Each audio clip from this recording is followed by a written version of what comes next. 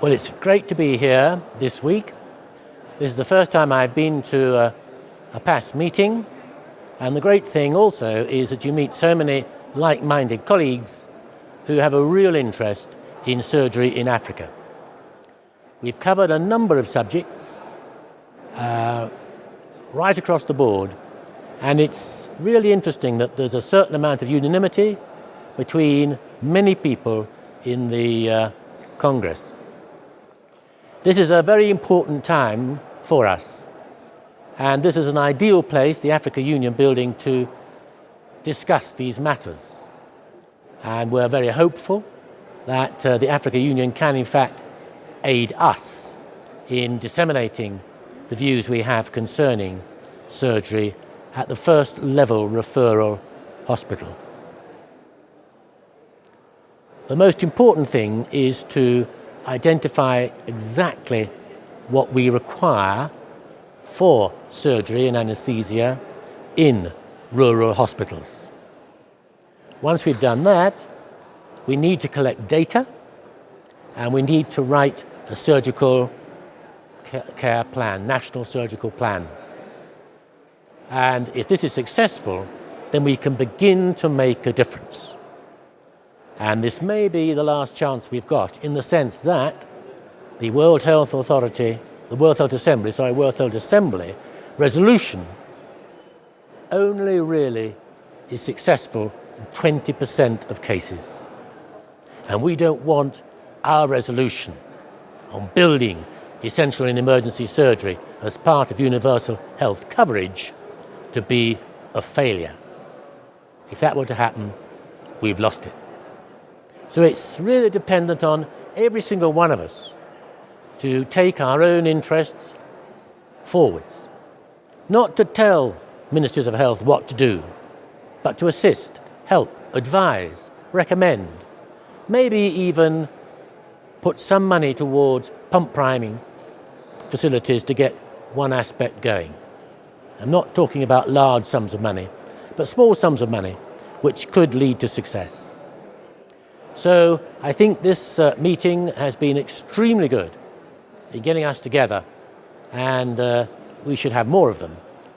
A lot has happened in the recent year or two. The Lancet Commission identified the crises. The G4 Alliance has got the incentives and the advocacy to really get the ball rolling. And there are many other organizations too. So this really is the time to move. It has been an absolute privilege to be part of the GSI Africa meeting. The importance of global surgery, what it will do to particularly the underprivileged populations in all of Africa, and the potential it has to achieve that is really outstanding.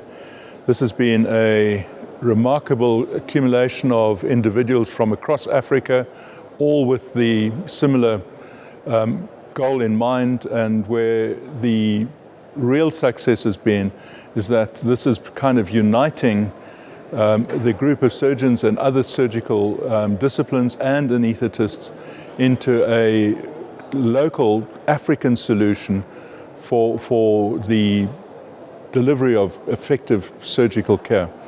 One of the things that is always forgotten is that, in fact, the highest incidence of, or the greatest burden of disease from a surgical perspective is going to be in these very underprivileged communities, and getting that fixed is going to have massive effect, both in terms of the quality of life for Africans, but also to the economies.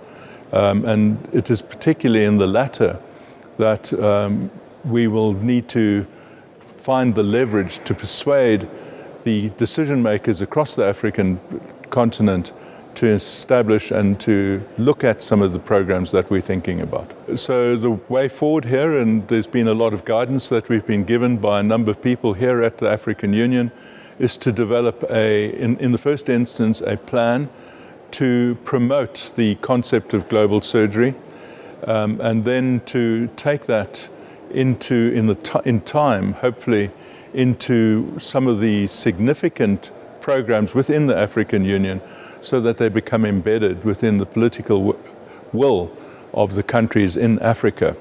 Clearly, this is a long process, but we are all very passionate about the importance of this and believe that we have the information to get much of this program getting the leverage that it requires.